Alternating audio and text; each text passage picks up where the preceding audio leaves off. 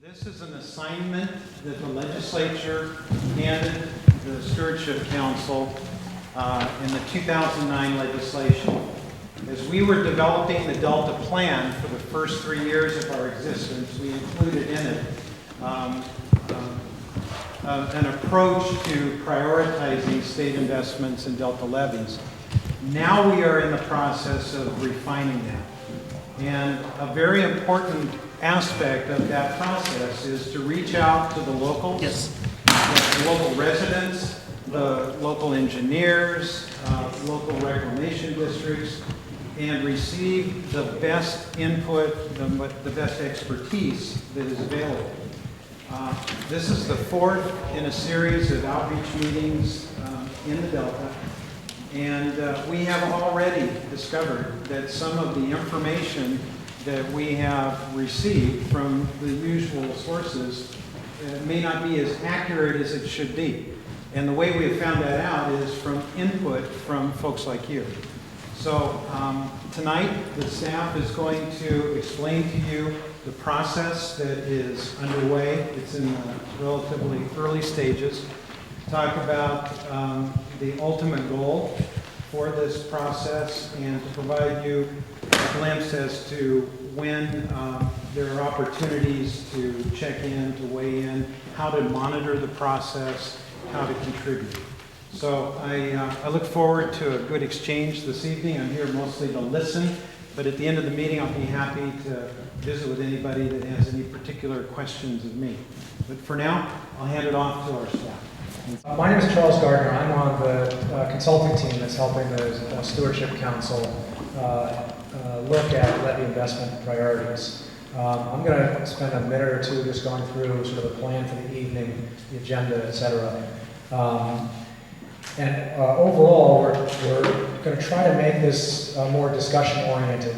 So let me talk just quickly about the agenda.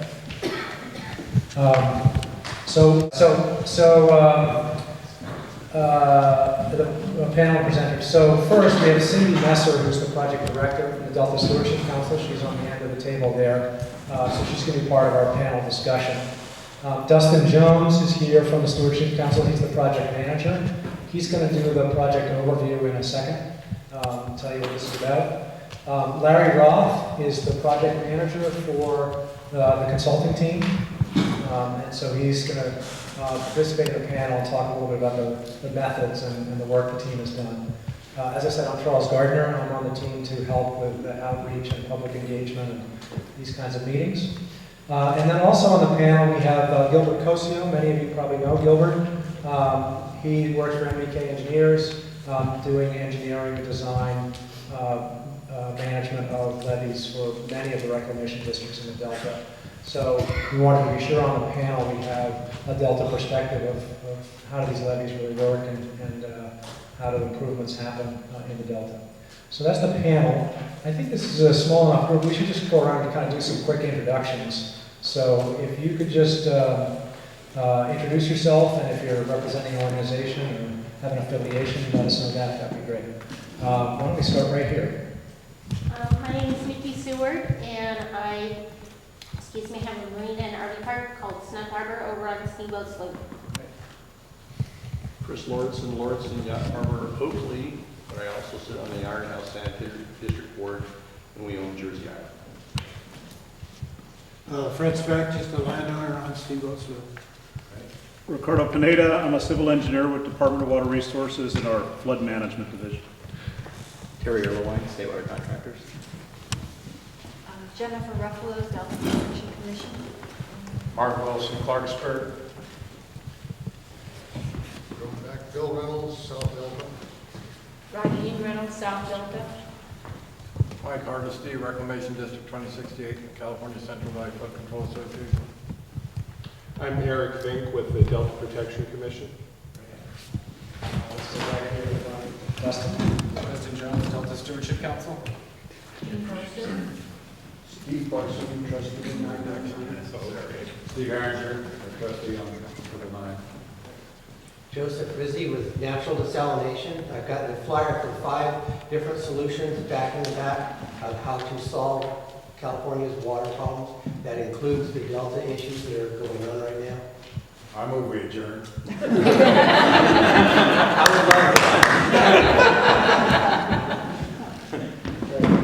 Margaret Daly, North Delta. Wendy Newsom, Clarksburg. Aaron Lewis, New York. Andrew Shepherd, Eaton. Mark Runner, Clarksburg. Alex Strahan, Arcadis. Ramona Swenson, ESA, Arcadis team. Fred Baker. Great. Ms. Enrico? Lene Reporter, Monterey, Distrust. Great. Oh. Can you introduce yourself? Gene Beely, Central Valley Business Times. Great, thank you. And then back in the back, you met at the, coming in was Yu Chen Chow, who's on the Stewardship Council team. And Eric, did you introduce yourself? You did. Okay. Do you want to say some opening remarks, or? They see you too much, man? Eric Vick from the Delta Protection Commission. Let's begin with a quick overview of what this project is about. Dustin, you want to give us that overview? We've been working on this project for a while. We've been in for a few months now. Some of you have been following us along. As we mentioned, this is our 4th public outreach meeting, so a few of you have been involved with this as we've been going along. So some of this you know, but just as kind of a refresher to get everybody up on the kind of the same page, why are we doing this project? As Randy mentioned, in the 2009 legislative act that created the Delta Stewardship Council, we were given the task of coming up with this levee investment strategy to prioritize levee investments. In our 2013 Delta plan that was adopted, we do have a set of interim priorities in there, and that was developed in coordination with the Department of Water Resources. Sorry, I had to buzz up here. With the Department of Water Resources. And so there's what we call Risk Reduction Policy 1, touches on some interim priorities that have been set for the Delta. So we have some guidelines that we're working off of and we're refining. The issue with these is that they're fairly broadly focused. They're not necessarily all-encompassing, but fairly broad, cover a lot of ground. So our goal is to really narrow down the set of priorities, to come up with something a little bit more tangible and actually have a long-term strategy with this that is a little bit more focused. Second point that I want to make, why would we have develop an investment strategy? Like anything else, you want to maximize your investment. What can you do when you're prioritizing, even with your own investments or any financial plan? With a limited set of money, what do you want to maximize? Where would you put your money first? So this is the priority, maximizing risk reduction benefits component of this project. As we mentioned up here, with recent passage of Proposition 1, $295 million of that proposition, a portion of that will be going to the Delta levees. Not all of it, so we do have some money coming in, but that's, as you can see, not an infinite amount, so we have to use it as effectively and efficiently as possible. The 274 remaining from Proposition 1E is a figure out of our 2013 Delta plan. That number is probably a little bit lower now. I don't have the exact amount for you, but as of 2013, it was 274 remaining of the previous bond money. So the goals of this project, what are we trying to accomplish when all this is said and done? We want to reduce flood risk to save lives, reduce property damage, and protect the state interests. Now, state interests are an item that if you've been following the council meetings over the last few months or so, it's a topic that we've been bringing up, and we're working within some guidelines of what does it actually mean to be a state interest? What is the state trying to protect? So we'll touch on that a little bit in our discussion later on. Are you going to answer any questions as we go along, or do we have to wait all the way to the end? It'll go into the discussion. Yeah, as soon as I tee this up, we're going to have the discussion panel right here, and that's going to be all question and answer type How long sessions. is that from now? I mean, is that a half hour from now? About 10, 15 minutes if you want to go and come back, or I don't know if you're trying to time it, or... Well, no, but I'm trying to not lose, you just said you're working with us within a brackets of what state interests are. Yeah. And I think you ought to just say what those state interests are now. Don't just keep using the term. And then at the end, we don't know what we don't know what the context was you were using all the way along. So what are state interests? It's coming up on the next slide, so this is about 10 or 15 minutes of an overview of the key topics, and then we can talk through any parts of it that you like. Okay, goals of this project. Second item will be update the priorities for state investments in levees, and this includes funding for operations, maintenance, and improvements in the Delta. And we want to keep this whole process through an open and transparent process. That's the purpose of these public meetings, to engage the stakeholders, hear from you if there's any information that we need to take into account, keep you informed of the process of how we're developing this, how we're going about our methodology development, and to hear from you and make sure we're accounting for what we need to and listening to your feedback as we go along. Well, you just said the next slide is going to show us what the state interests were, and it didn't. 2 more, I think. It's coming. We can send some time. Okay. Yeah, I'll get to it here in just a second. So I'll just touch on these quick so we can get to the beefy part of the discussion then. So some of the existing funding streams for levee improvements, as most of you are aware of, a lot of these 3 different funding sources come in and the money is channeled through the reclamation districts that are really doing the bulk of the work out in the Delta, maintaining the levees. Text is a little hard to read, but the blue bubble up in the top left corner is state funds. In the middle, we have local funds. That's money put in by the local landowners, the reclamation districts, and the interest there. And then at the bottom there is the federal funds. And I just want to say this project is mostly focused on the top 2 portions of it, the state funds and local funds, and how those will be going, and the money and how that splits. The splits will be done between the state portion and local, and how that money is getting invested by the state to go through the reclamation districts. The $700 million committed since the 1970s. This is through DWR's Subventions and Special Projects Program. Again, as I mentioned previously, not all that money has been spent yet, but this is all that has been at least committed through those programs. Existing programs that we're building on to inform this project, we're not starting from scratch and developing everything that's brand new. We've been building on the work that has been done by other agencies. The Flood Safe California effort that's done by the Division of Flood Management and Flood Operations over in DWR, the Central Valley Flood Protection Plan, our own Delta Plan, DPC's Delta Protection Commission's Economic Sustainability Plan, all the financial information that they gathered for that, and the Delta Levee's Special Projects and Subventions Programs. They've gathered a lot of information over the years on how they've been spending their money, how well it's been working, and where the improvements have been made already using that funding. And state interest, here we go.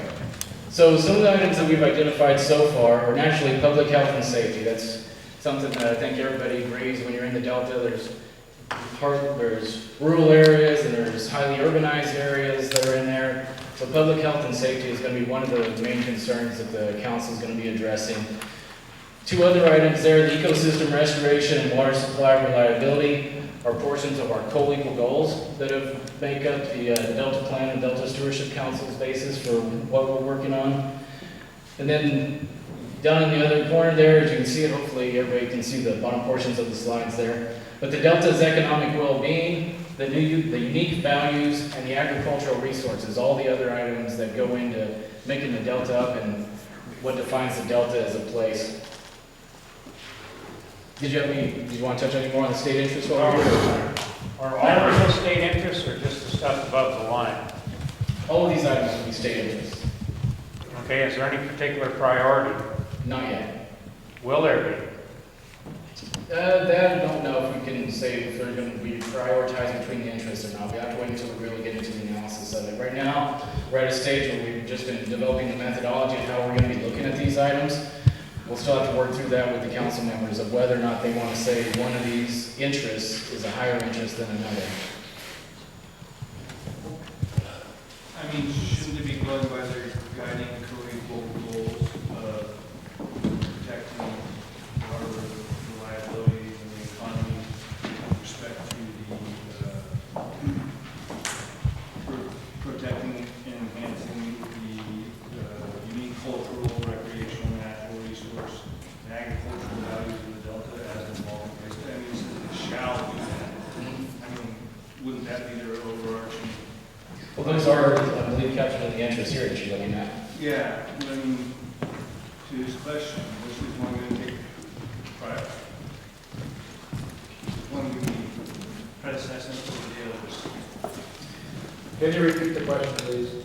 I think what he's asking, are any of the interests that we're looking at, is there going to be one that's higher than another? For example, is agricultural resources going to be held higher than unique values or the Delta's economic well-being? Or being done so in a way that it will protect and enhance the cultural, recreational, natural resources, and I think as most everybody in this room is most concerned, the agricultural values of the Delta. I mean, they're going to be done within that framework. Yeah, the analysis that we're going to be looking at, and we're still kind of going through, right now we're just at a methodology phase, we'll show that in just a second, but the analysis that we're going to be looking at is we're looking at the inputs for this model development that we're putting together. We're going to be looking at different types of projects and what those accomplish within the Delta. And those different projects are going to be evaluated based off of the different interests. Like say, for example, is there a levee improvement project that only protects an agricultural area? Or is there an agricultural area with some residences on it? Is it the historical communities that are around? Or is it just life and property area, Pocket, Stockton? So it'll be kind of based off the projects that we have developed to feed into the model and do the analysis. But the information going into the analysis will be based off of the state interests that we're trying to represent. Well, I guess then the problem I don't want to speak for Mark, but might have with this is that this should all be done beneath the shall of achieving those cultural, recreational, and natural resources, like I said, agricultural values. It's not, those other things can move within that constraint. That should be on the top of your slide here. I mean, that's all. Other aspect about the way we're approaching this that's actually different than what we have in the Delta plan right now, those interim priorities, is that this is a risk-based approach, and we'll get into that a little later as we have some discussion and kind of run through some of the questions. But what we'll be doing is looking at different types of risk in the Delta, and risk around saving lives, property, the state interests that would include these aspects of water supply reliability, ecosystem protection, enhancement, and restoration. Delta has place values, so agricultural values, for example.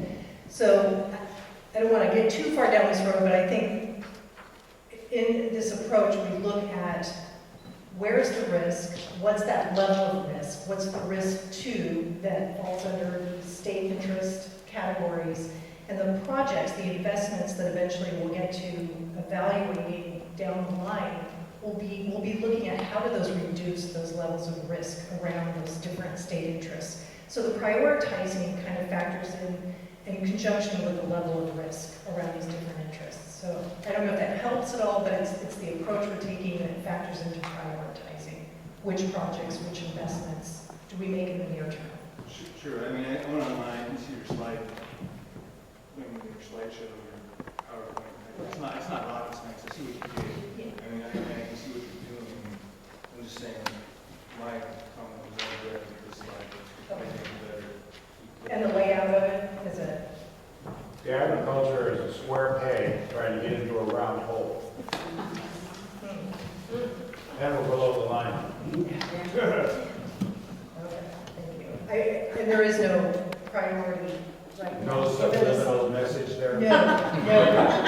Just how do you fit that many words into this slide with some pictures? So. Well, I guess I asked a question earlier if those interests would be prioritized, and the presenter didn't know, maybe they would down the road. But from your answer that you just gave, there is going to be a prioritization of these interests, is what you just said. So is that the correct answer then? They are going to be prioritized? There will be prioritization based on the level of risk that each of these interests have throughout the whole region. And so what's hard right now is we don't have tangible things, maps, whatnot to bring to you guys. We will in the summer, and we can start to have that discussion around those visual tools of here's the risk, here's where it is, here's which state interests are at risk, what's the degree, and then we can. So is it only the state's interests that are important in this process, and it's nobody else's interests except the state's interest, however that gets defined. Well, that is the statute, people, property, and the state interest. And that is the discussion that the council has started and will continue to have. And obviously, we're here to solicit input and want that input as we move along. When you know the actual percentages and stuff, will you post that? So we can actually see, okay, economic is going to be 50%, water is going to be 50%, and, or however the percentages are, so we can actually see what the risks are. We will. And I don't know if it will be in the percentages. We will come back to you with I wanted the level of it risk. just to add up to 100% is what I was looking for. So that way I could see that, oh, okay, farm is only 20%. You know, whatever it is, we could actually see that it all comes up to 100% and we know how you guys are actually doing your figures.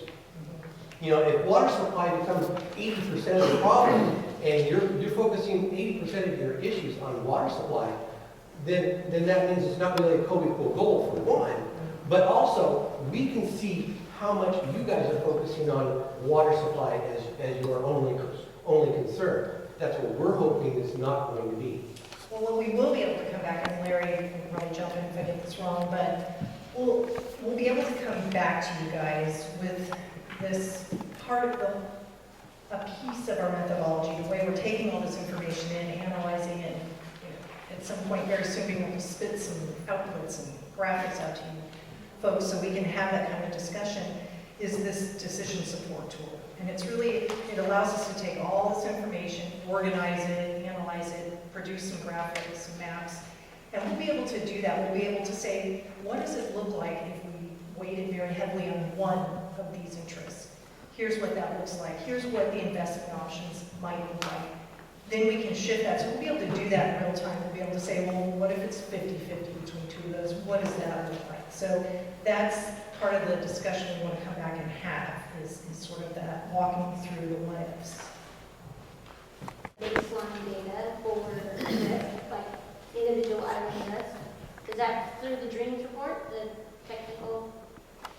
Partially. I might punt over to Larry. He's our technical guru on this, and he can kind of fill you in. Just a process check. I think we have a little bit more on just the context, and then we're going to have the panel discussion.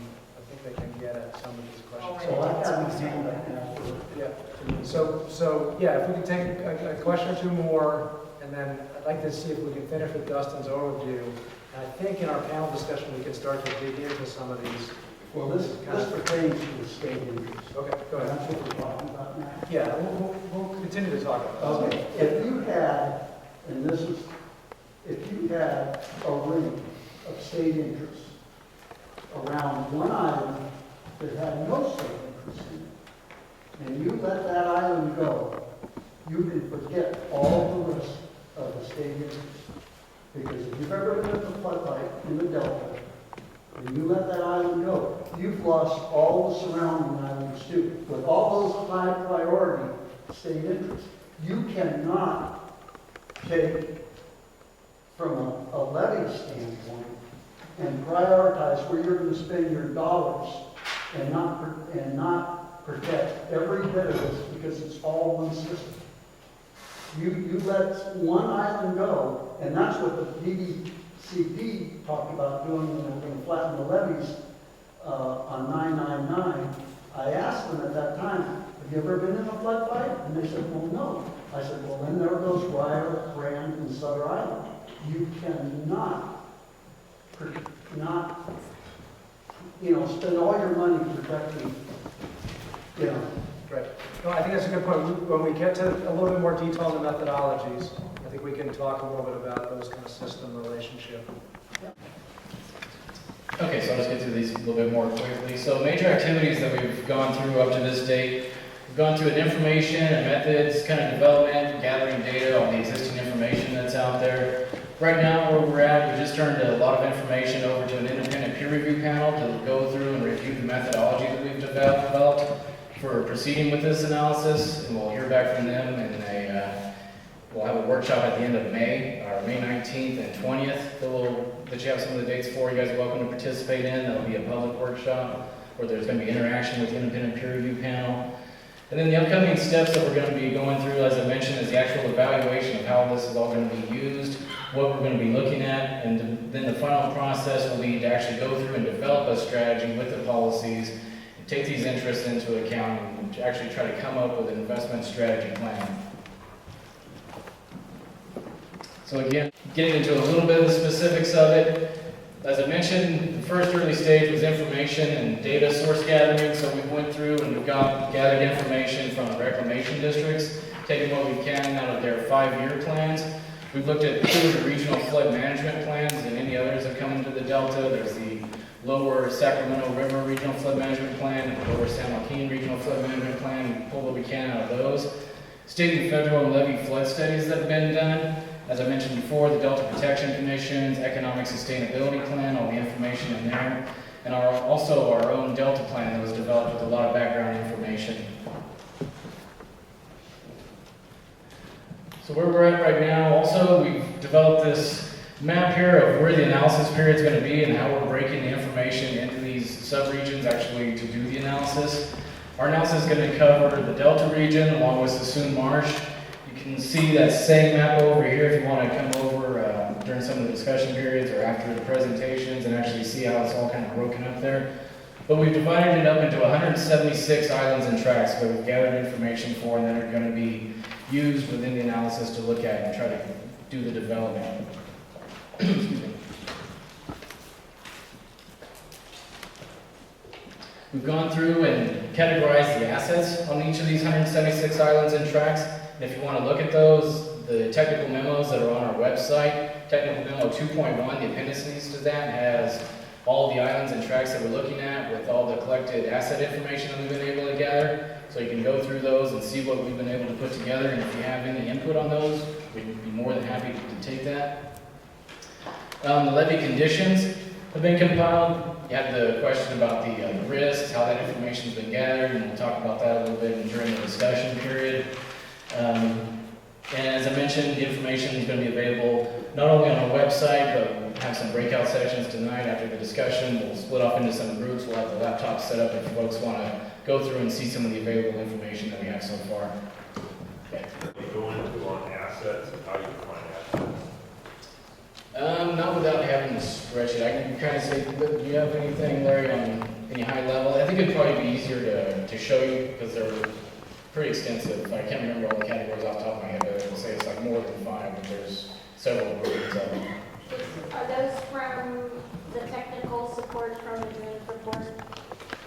No, those came from other sources, not just the drainage report that was done. Some of that was some previous work that had been done by DWR. I don't know if all of it came from the drainage report. Some of it was just from what was it, surveys, Larry, or where else would the information come from?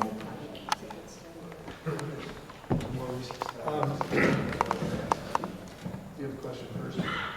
Well, my question is, yeah, was it anywhere near the sum total of the drainage report? Was it anywhere near $67 million or whatever it was, $67.1 billion at 100-year flood? For the actual assets protected? That's the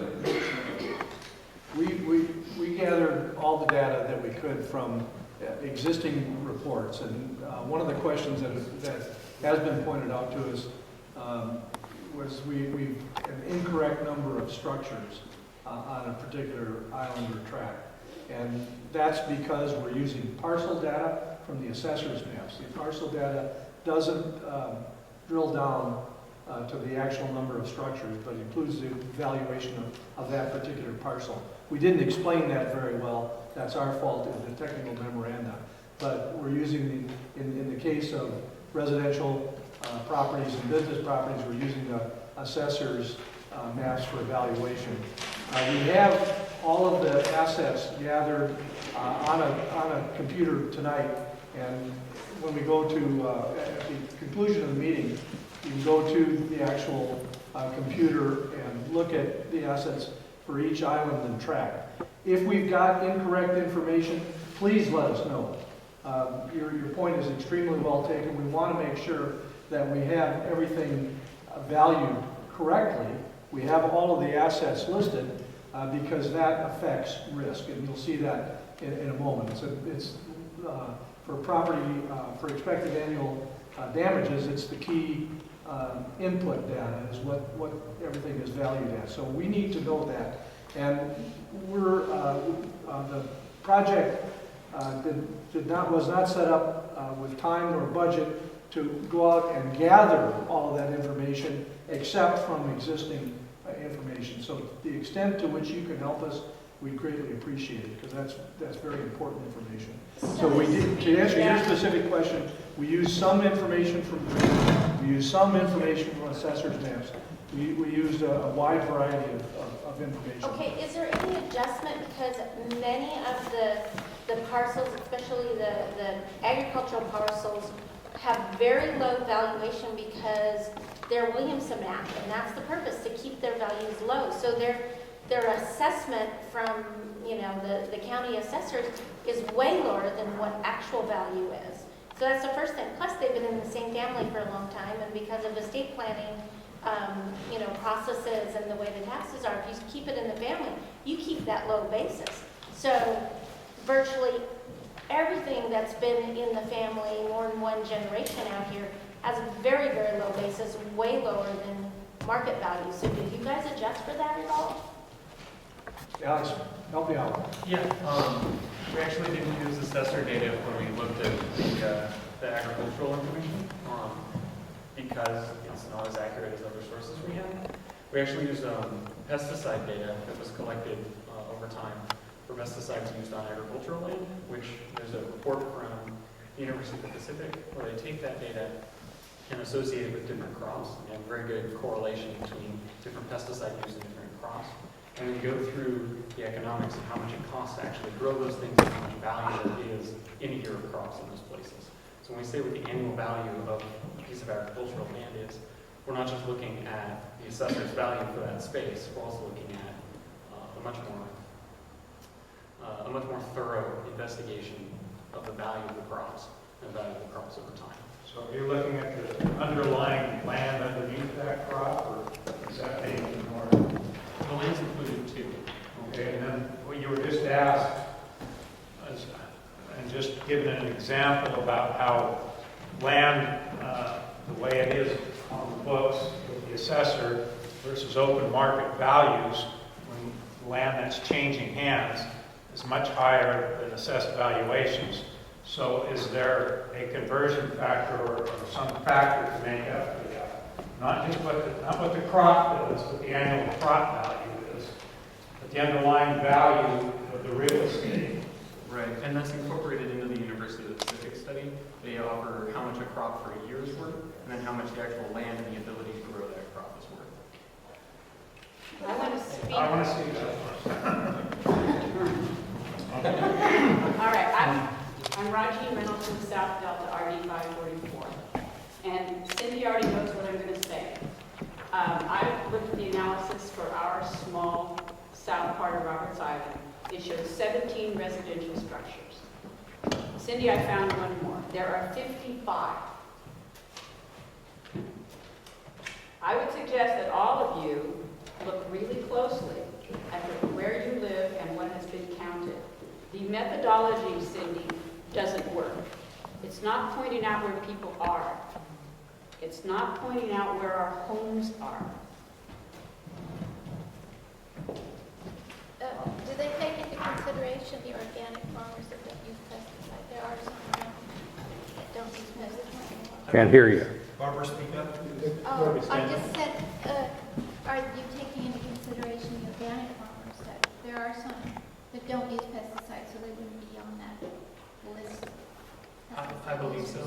I believe the check for pesticides is it was a first tier and it's relatively thorough for figuring out what's grown where. But I think beyond that, there's another layer of searching out places that don't use those pesticides but still use those or still grow those crops. Can I ask how old that data is? I believe that's 2013 or 2014. Well, it sounds like what you're using for a figure for damages, say in the case of flooding or something, is a one-time loss. In other words, from then on, there is no value that particular asset would ever have again. Is that correct or No, not? it's more complex than that. It depends. First of all, we're calculating a number of different ways.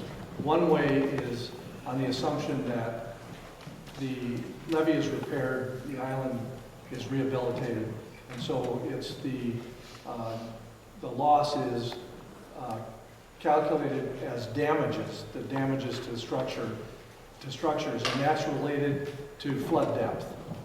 And the flood depth is determined by the water level versus the base elevation of that particular island. So those are damages that we assume will be repaired.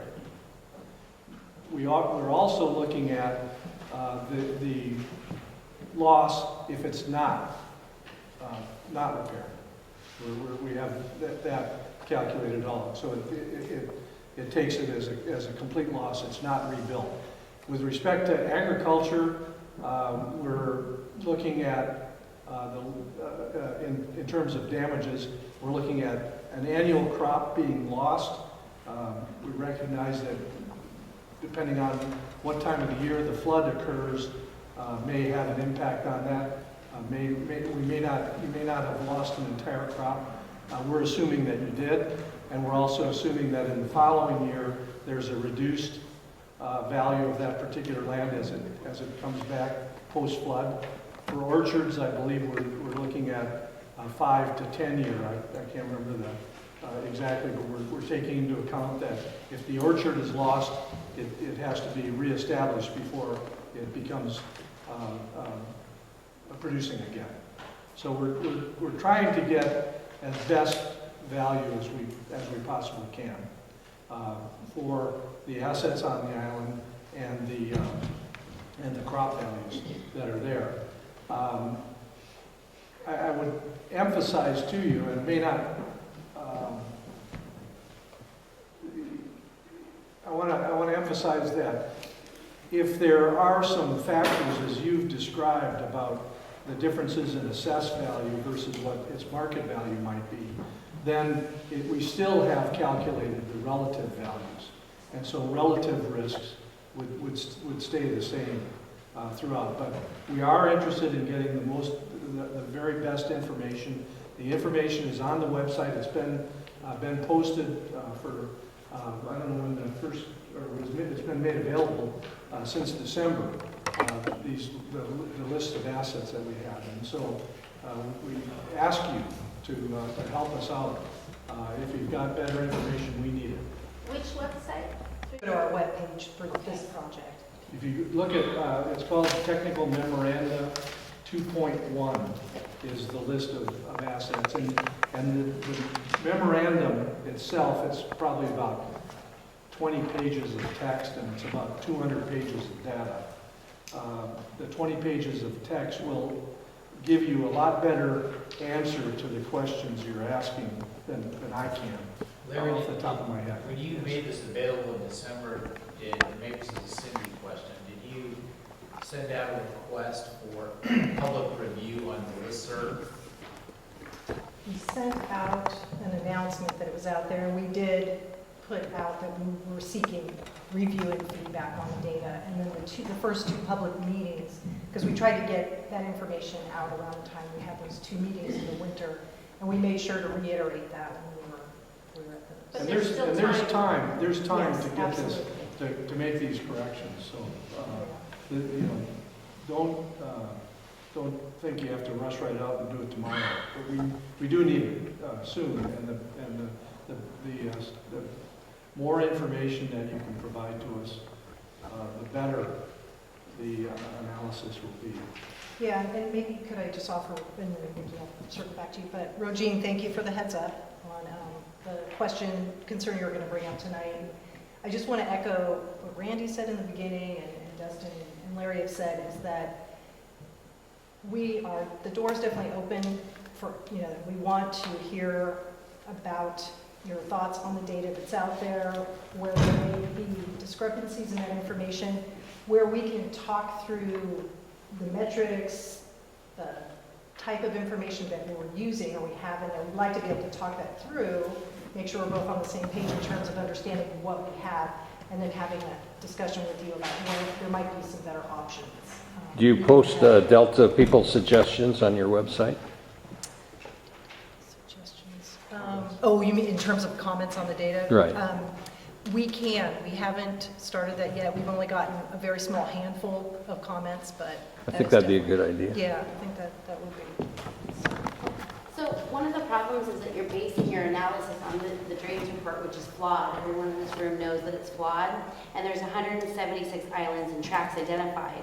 So there's probably representatives from maybe, I don't know, a tenth of those islands here. So how is your organization going to go to each one of those tracts and islands and make sure that you're actually doing an accurate assessment? Because this is something that's going to be set in stone. This is something that is going to affect all 176 islands and tracts, and their destiny is based upon what information that you're using, and you're using a report that's flawed. So my question is, how are you going to assure us that you are going to these 176 islands and tracts and making sure that that information is correct? Because that's the very basis of your whole idea, your whole program, is this valuation of how much this land is worth and how much the losses will be. But if that information is flawed or incorrect or misleading, then the entire program is going to be a failure as far as the Delta is concerned. So it's your duty to do due diligence, to go to each 176 islands. I don't know, go count homes, or do flyovers, or do whatever it takes.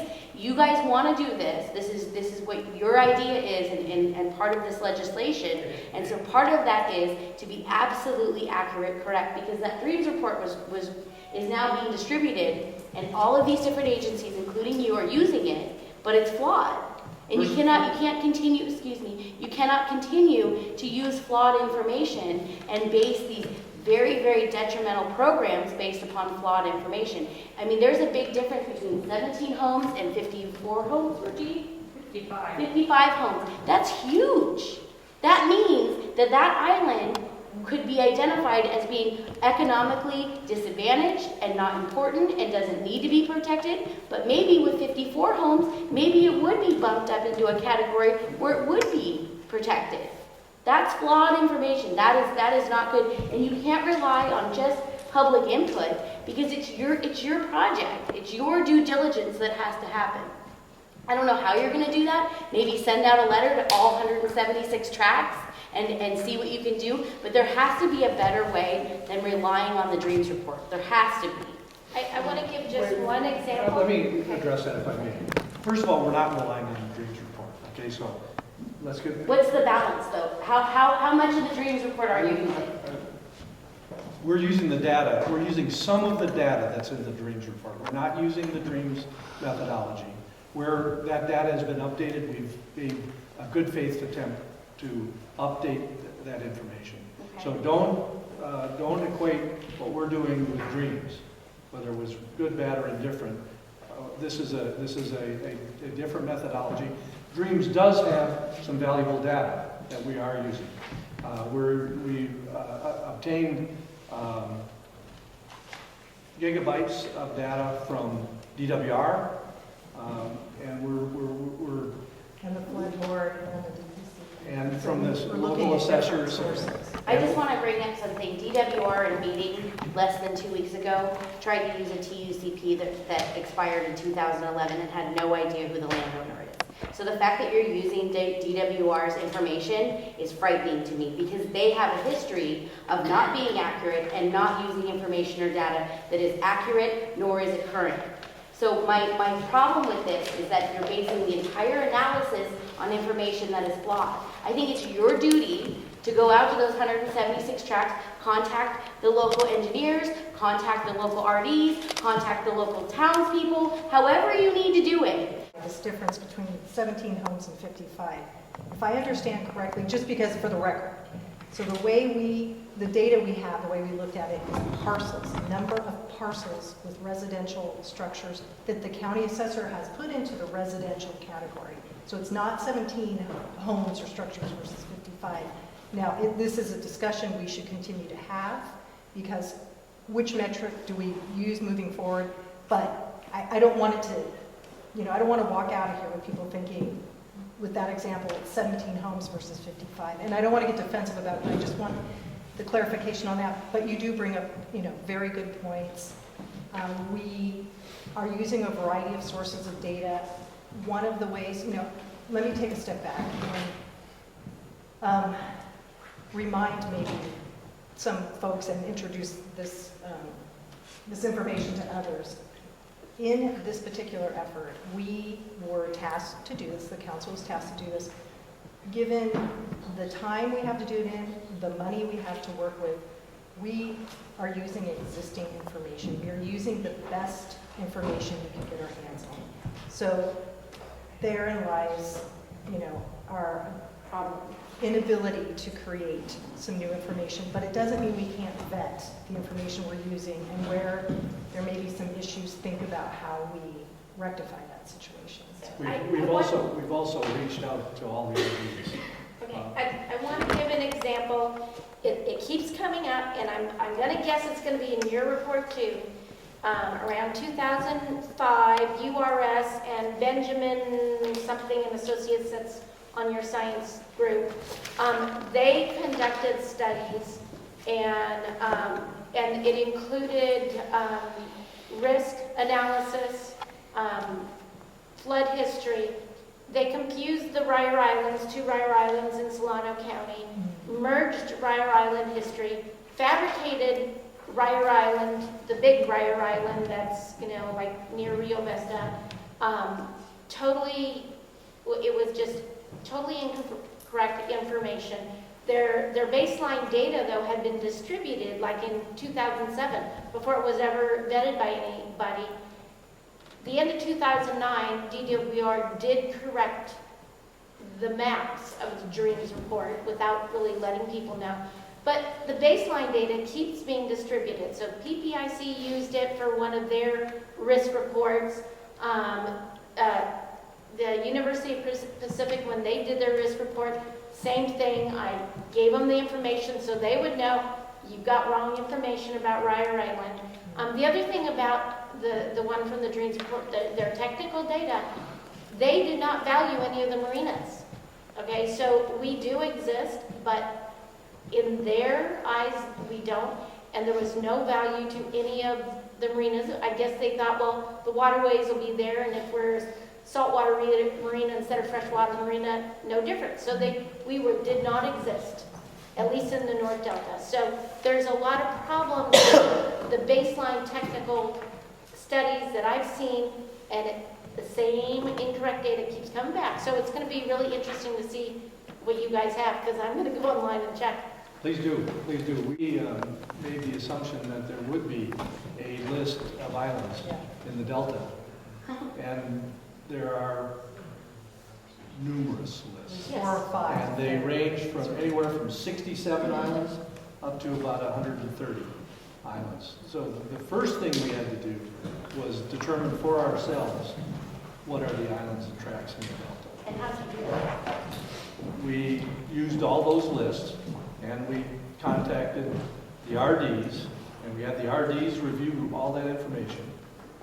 And we think we've got an appropriate list, and it's now 176. That includes Sassoon. So, and that's one of the problems. Including Sassoon skews the risk calculations. Sassoon, those levees, whenever you use levees that were intended to fail, that are intended to be receive flood waters, and you add that to your risk analysis, you are fabricating a risk analysis. first of all, that way, each island and tract is a unique feature, and we're calculating the risk for that, and it's based on the behaviors of the levees of that island or tract. And we're mindful of the comment that was made earlier. My good friend Gil has emphasized that we need to look at the systems aspects of it. But each, in the calculations of risk, each island is considered to be an individual entity. Just very quickly, can you guys hear us? without us using the mics? Okay, I just want to make You sure. know, I make a comment on that, Larry. RD 544 is separated from the district to the north of us by a cross levee. That cross levee in the history of that island has never been tested because Roberts Island has never flooded, upper, middle, or lower, since it was reclaimed. So it's really interesting to me that you divided that island that way.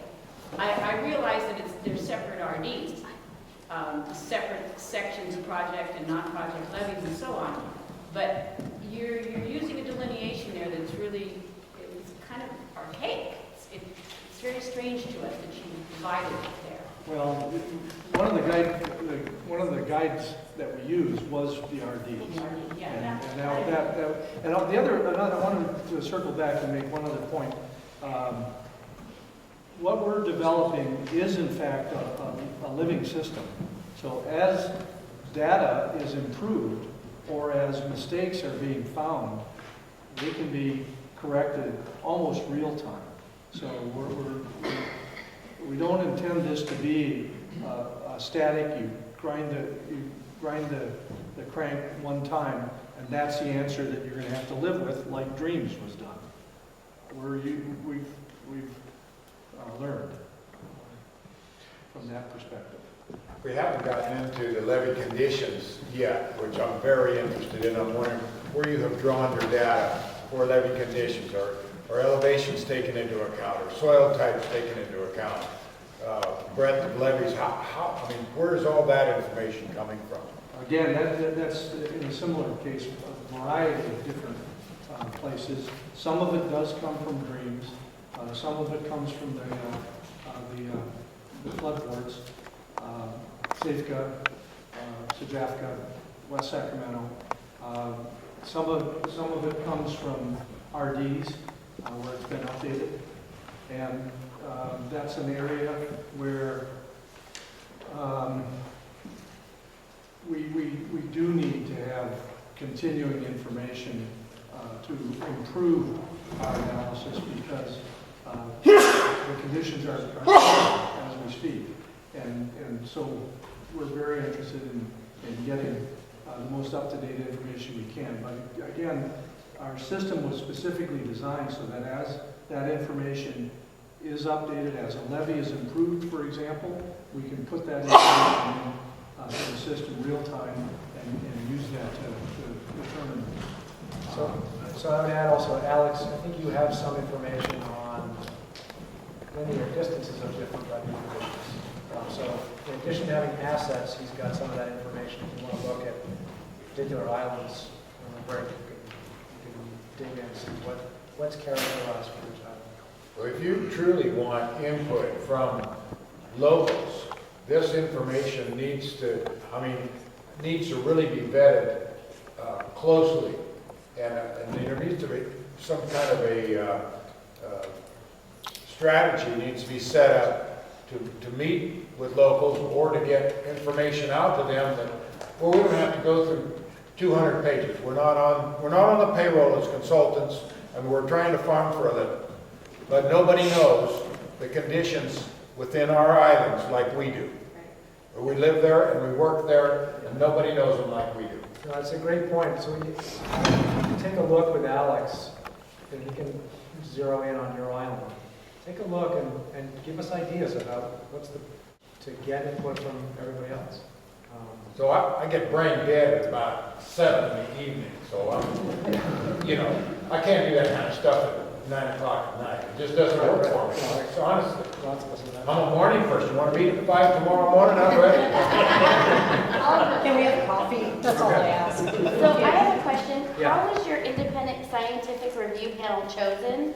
Because as she pointed out, as my dear friend Nikki pointed out, here's J.R. Benjamin, which has already failed once and has already skewed information and done a poor job. So how is this organization back on the list of 7 panelists and in charge of risk management when they've already done a poor job when they were given this task the first time? How is this list chosen? Who chose it? And can we have peer review on the scientific review panel? Maybe the people of the Delta should get to choose or be part of that discussion as far as who our peer review, because it doesn't make sense to have somebody that's already done a bad job and already has failed at this process. We're being peer reviewed. We did not choose the.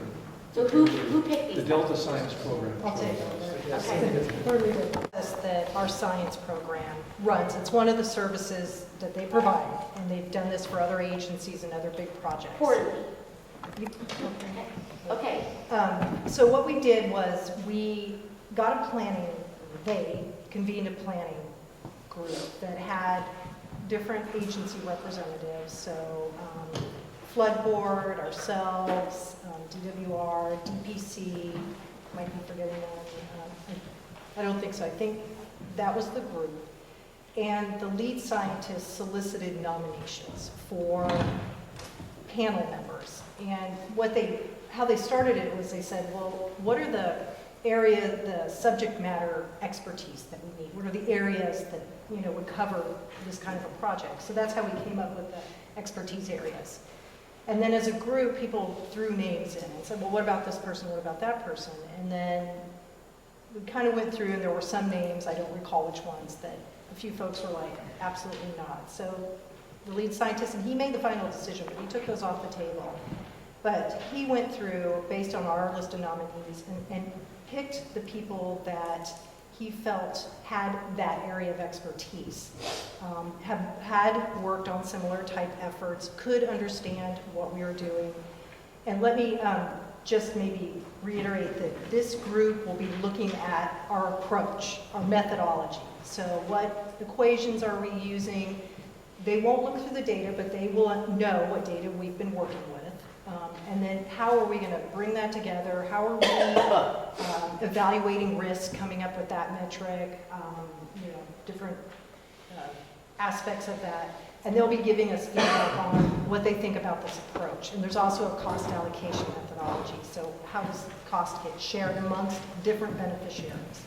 So that's sort of a long-winded answer to your question, but it was lead scientist looking at who he felt would have the right background expertise to understand what we were trying to do and give us some very unbiased technical feedback on this. 2 farmers like him would save you millions of dollars. Absolutely. They know more than all of your people put together. And when are you going to admit that? Yeah. I respect, I can't say it enough. The information you've already provided, the questions you're coming back with, your perspective, the stuff you've seen work, not work, that's what we want to hear. That's what we want to be able to take back and put in this big mix that the council's wrestling with as they're updating the Delta Plan priorities. So can you please note that we object to the risk management scientific choice because it's flawed. He didn't do a good job, that organization didn't do a good job last time, and they're probably not going to do a good job this time. I got a comment and a question with that. Well, come back to you, Seth. Okay. Go ahead. I'm glad we got to methodology. I'm just going to... So, I don't see why you guys have to upset the whole apple cart. You have, a subventions program, you got special projects, you got project levies, you got non-project levies. You guys aren't obviously dealing with project levies. Yes, actually we are. So you started out, and you talked about state interest. I don't think you're going to tell the court what to do anytime soon. But anyhow, so you guys started out on your first slide, and you drew up this figure, $285 million, whatever you guys do with it. Yeah, and I have to absolutely agree with Mr. Harrington. You guys give us a piece of paper and a pencil at 5 o'clock in the morning and a pot of coffee, and we can spend your $285 million real quick. We don't want to see it turn into a bunch of paperwork. We'd like to see it turn into a bunch of rock and dirt on levees. And I know you're about to tell me you spent $700 million in the last 10 years working on Delta levees. And I know that you guys have good intentions and you mean well, but if you could get out of the way on some things and allow these, what I see this is with your methodology. And I've looked at your slideshow and I see what you're doing. It's constraints. It's handcuffing the local reclamation district's ability to protect themselves with any participation from the state or federal government. Their only option at that point being to do it themselves, raise the money themselves and do the work and stay out of their jurisdiction, your jurisdiction, or the federal government's jurisdiction, to stay out of the water. And you can get work done on levees, fairly reasonable, cost per linear. But when you start tacking on these environmental requirements, and I don't care if you're paying for 90%. 90% of $3,000 versus $200 a linear foot is still more. I mean, that's your math. You're never going to be able to out-compete an urban area. I don't know if you realize this, but there's houses all along the eastern side of the Delta. Those levees are going to get the money, and everybody who's out here making a living, scratching a living out of the dirt, without a railroad or an aqueduct or a state highway on their island, is going to be shit out of luck. And what you don't realize, what you should be at the top of your priorities, is this place is operated as a system. Yes, if you pull the cord on one of those levees, it's going to affect everybody around it. Delta Wetlands has plans to put water inside islands. They had to make agreements with every surrounding reclamation district. Interception wells probably won't work, but they had to put up a bunch of money because it may not work. And that's the one thing that you fail to realize here is the state has made flood improvements upstream, and they've shunted and forced a significant amount of flood flows down these channels. There's still a significant amount of state liability for these levees if they don't help us improve them. And by developing and improving urban levees, they're really going to throw agricultural entities under the bus. That's what's happening. That's what your methodology is. I see the pretty slideshows. I see the numbers. I went online. I looked at it. I'm telling you, it's not rocket science. That's what this is. And what everybody in here is trying to tell you is, at least you can do is get the figures right. I mean, that's what I see is the problem with your methodology. And if you're really talking about fiscal constraints, we're improving the levees. You guys want to do it faster? Go ahead. Like I said, either get out of the way or give us more money. We'll do it. We're not opposed to improving the levees around here. We're opposed to doing it the wrong way, and we're opposed to sacrificing the whole of the Delta for some cooked up cockamamie idea that you're going to restore the ecosystem by flooding a bunch of deep water habitat in the Central Delta. It's crazy. It's crazy. I'm sorry. I mean, I'm trying to be respectful, but I'm just telling you, that's what I see. And it's not, I don't care what numbers you put in there. That's like rearranging the deck chairs on the Titanic. Your framework, your methodology is bad. But I'm just saying, I see how you guys have partitioned this risk, and it's always going to be overloaded to an area with a lot of houses, urban development. And why you're going to make, it seems to me, you're setting up a framework in which everyone in the Delta is going to compete for this $285 million, and we can't compete against those guys. Okay, so let. I mean, that's what I see when I look at it, and you're risking it. Okay. You have I think it's like a 256-page document. It's pretty thick. It's risk analysis in the Delta. I'll take a look. It's one of the things. So yeah, it's one of the things. Okay, so I think I have an idea of how to proceed here. So I think we should talk a little bit about the risk methodology, but I also want to give Gil an opportunity to talk. So Gil, can you give us a perspective here that you've been working with levees? Can you sort of set some context, and then I think we should come back and talk a little bit more about what this gentleman was asking about the methodology, and so everybody's sort of on the same page. But if you would just start with a couple of. First, I want to make a disclaimer. We did this Monday night in Stockton, and afterwards I had a couple of Delta people come and they were so thankful that I'm actually on the consulting team. And I said, I'm not, I'm just here. I'm not getting paid. I'm not getting paid tonight, so unless somebody brings me a sandwich, I'm not getting dinner either. So I'm just here to kind of present some information, which you guys are a very smart crowd, because you kind of stole my thunder. A lot of the stuff you're bringing up the stuff I've been talking about, and I want to congratulate you that you are hitting the nail on the head, because these are issues that we have brought up with Cindy and Larry, and we're hopeful, I mean, I can't guarantee, I'm not designing their tool, that there are going to be these little toggles that, hey, if we think the drain's fragility of levees is wrong, and we can say, why don't we change it by 50%? He changes it and see what happens. So that's our hope. They can't redo the study, but hopefully they can create their tool that can adjust things. If the assessed value of information, maybe somebody throws in a factor or two, and if it is that, what happens there, a little sensitivity analysis. So what's your level of confidence that that will actually happen? Well, the first couple of meetings, we had the woman from the RAND Corporation, and she heard all that, and she said the model can do it. But I haven't seen the model, and I don't know if Larry's going to be able to report tonight on what they've accomplished with the model, but we've got to keep pushing for it.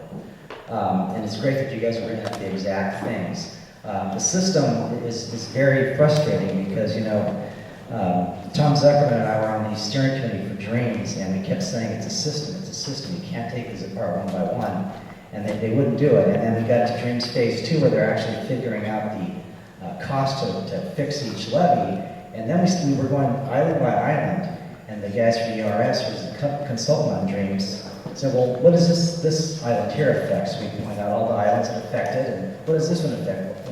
And his conclusion was, well, they all affect each other.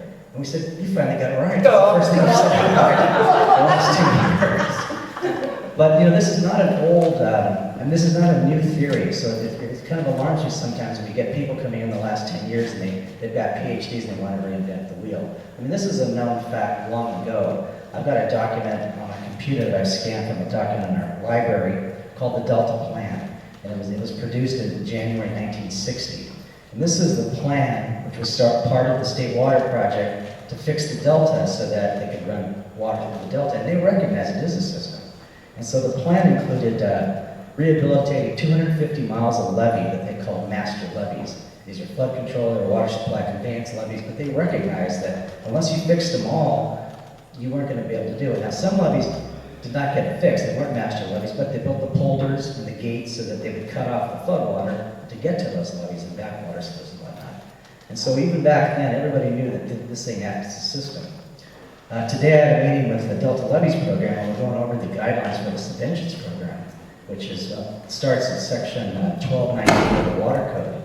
And in that, when it justifies the Delta Levees program, section 12981 describes that, hey, the legislature recognizes the Delta is unique, and it's unique because of these waterways that are formed by 1,100 miles of levee. So there again, 30 years ago or so, it was recognized that this is a system. In the North Delta, you guys are almost all project levees, the Sacramento River flood control project. Now, your levees are the size they are because you got to take water from, Shasta on down.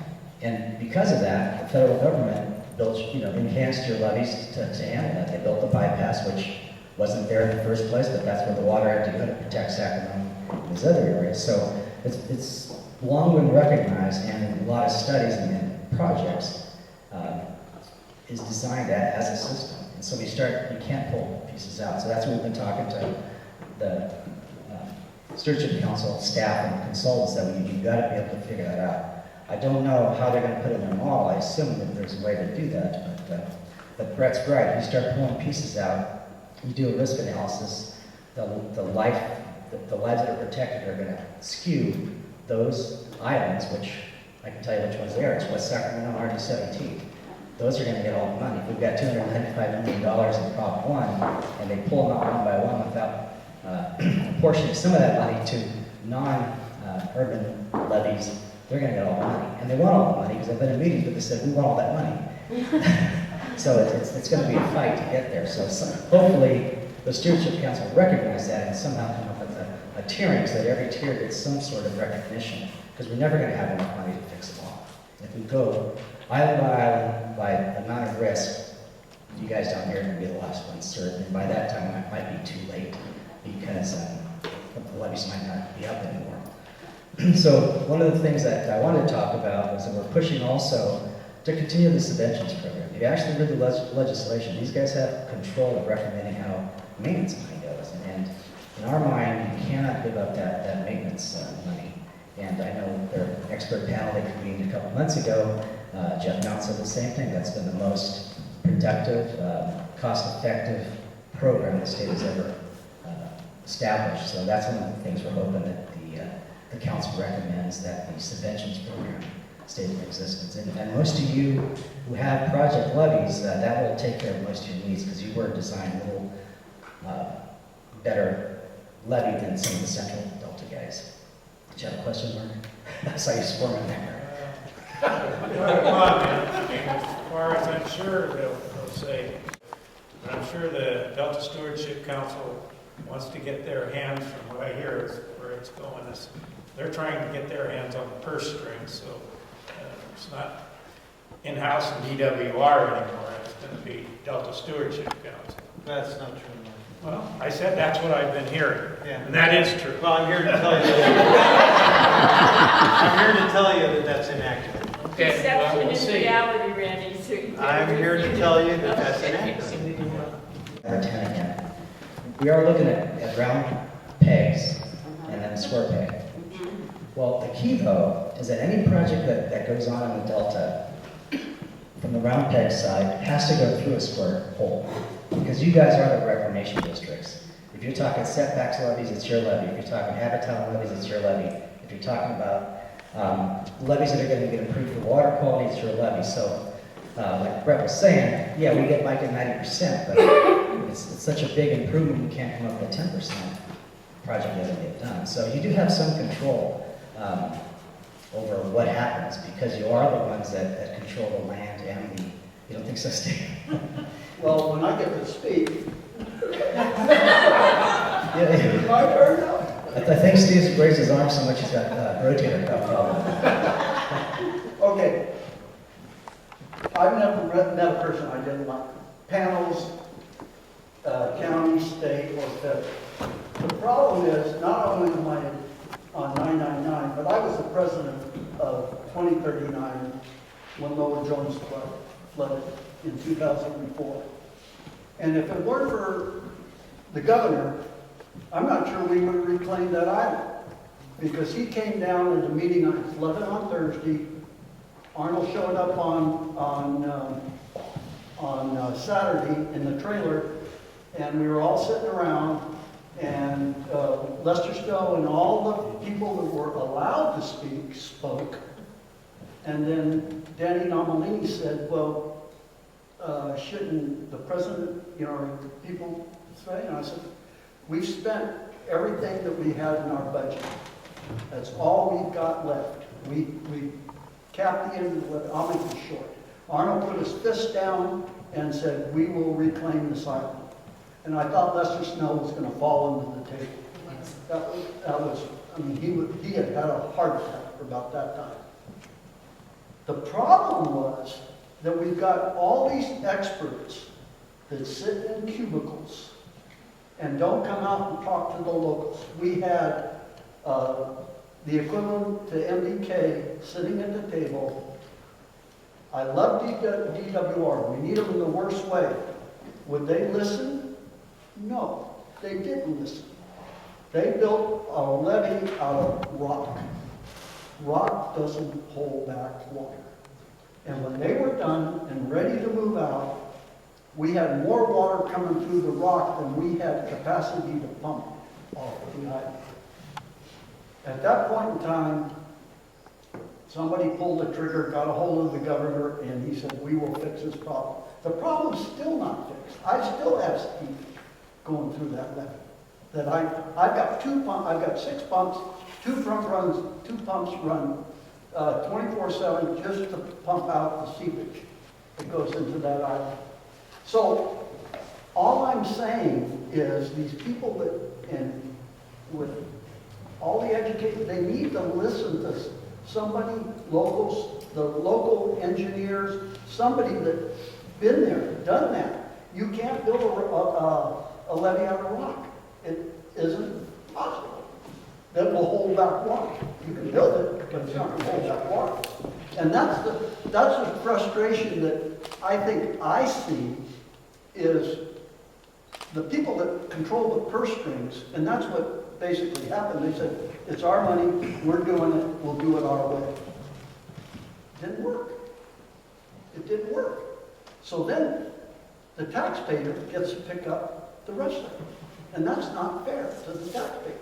Somebody has got to listen to the locals at some point in time, because we've been here, done that. Just like I was saying, you ever been in a flood fight? These islands are going to be like a domino if you let any of them go. You said rock doesn't hold back water. No. Okay, so what It holds about back- Falls River? Does that mean the salt water won't be on that? The barrier? The barrier for Falls River? Well, that's not meant to be a solid dam. No. It's just hydraulic. It's changing hydraulics. That's all it does. Okay. But that, I mean, the locals, we grew up here. We've been in flood fights. So our homes are here. Our homes are here. Our livelihood is here. Hey, Charles? Yeah. You're getting a lot of good input and a lot of good direction. Do you have much more information that you'd like to present? And if you do, given the time, I'd suggest that you speed through that and get to the point where you can meet individually, share the information, and elicit more comments and questions after you've completed whatever you're going to present. I thought it would be that Gilbert said, which I think is an important thing. This is just a connection between levees and state interest. Gilbert said something that is fundamentally true in the North Delta. Most of these levees are project levees. The project being the Sacramento River Flood Control Project. If that is a project for which the state of California is the local sponsor. The local reclamation districts have a duty to maintain and operate those levees. But the insurer of last resort is the state of California. If anything we've learned in the last 25 years is that when push comes to shove, the deep pocket is the state of California. And the state's interest in protecting the North Delta levees, particularly the project levees, is just that. It's financial, and it's big dollars. We know from what happened in Marysville and Yuba City that the state is going to write the check in the end. That's the state's interest in levee protection in the north with regard to project levees. Can't forget that. You just can't ignore that particular fact, which is that the state is tied at the hip to the federal government for liability over those levees. You can't ignore it. You can't wish it away. It's there. That is, in fact, the state's interest in protecting levees that are federal and in the Delta. There's a caveat to that I'd like to add. And it's we had Harvey Old Banks as our chief engineer. And he got together with the Southern California guys as well as the North County. He said, boys, how are we going to do it? This is the California Water Plan. We're going to help those guys up at Sutter. We're going to do a lot. We're going to gain 3 times the storage, in fact, ultimately, that we had in Shasta at that time. Harvey O. Banks, along with the old man Pat Brown, went to Switzerland. They hit Sulzer Brothers up there, who's been lifting water 2,000 feet since the beginning of time. They came back after a nice month's vacation and said, we can do it. Where is that leadership I want right now? We've been jacking this around. Do you realize we finished the project in 1968, the California Water Project in 1968, essentially, okay, to the foot of the 1,900-foot lift there at Edmonston. But we haven't added 1 drop of headwater storage in this entire, we had 12 million people, 12.7 million, except we have 38 million people right now. Not counting fish, sardines, or whatever we have. We're talking about people. We haven't added 1 drop of storage. Where is the leadership that we need from all of us to get this thing on? If it's sites, that's fine. Sites is almost 2 million acre feet, half the size right now of Oregon. But they have jacked around with this. Do you honestly think that within the next 10 years we're going to get additional storage? I'm done. And check my facts, please, because I'm pretty sure of what I'm saying. How can we survive with 38 million people here when a system was designed, not counting ag? We've added 500,000 acres of ag since that particular time, in walnuts and nuts and all the rest, on the west side. Not on the east side, on the west side of I-5. Thank you. I think, what's your name? Brett, I think your comments were germane, right on target. I wanted to put them into, from my perspective. Basically what we're trying to do is provide a risk-based tool for use in assessing delta levees. And a good part of the impetus for this project was based on the fact that the legislature said we have limited funds to expend in the Delta. We'd like the Delta Stewardship Council to advise us as to how to prioritize those funds.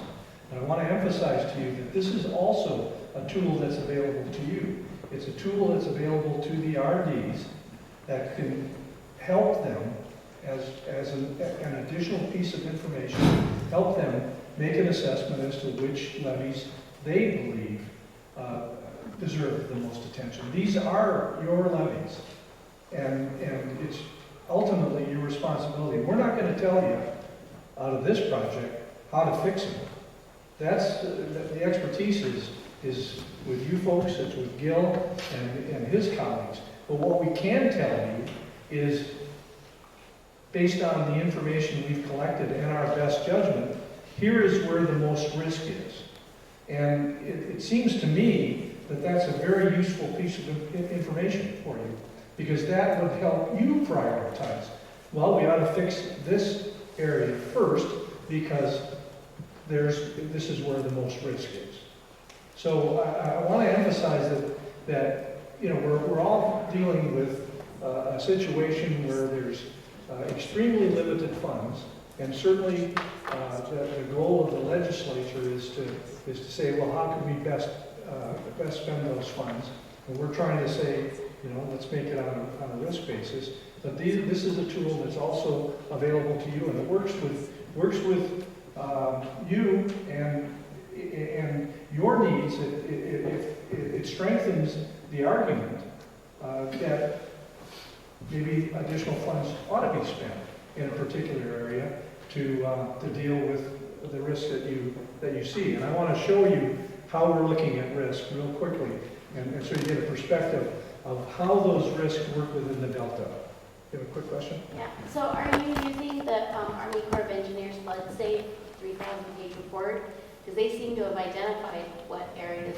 They seem to have identified everything that you just said, and they've already done it. So are you using that report, or is that part of your assessment? We're using a lot of the information and data from that report, but we're approaching it in a slightly different manner, and in many respects, because we're limited on the data and the methodology, we're taking a much more simplistic approach to it than Dreams did, for example. And we believe fervently that the simplistic approach is going to give us reliable information. It's not going to cause us to be spinning our tires looking for ever finer and finer detail and find out that we've missed the big picture. This really is a big picture kind of thing. And I mentioned earlier that it's relative risk. You know, some of our data may be weak and limited because we're using information, but that then applies everywhere. And so the risks that we identify are relative to one another. So we're not. It's not going to tip the balance because one area has much better data than another area has. And so we think that the peer review panel will hopefully validate this, that we're going to have risk information that we have confidence in, but we need to recognize that it's relative risk.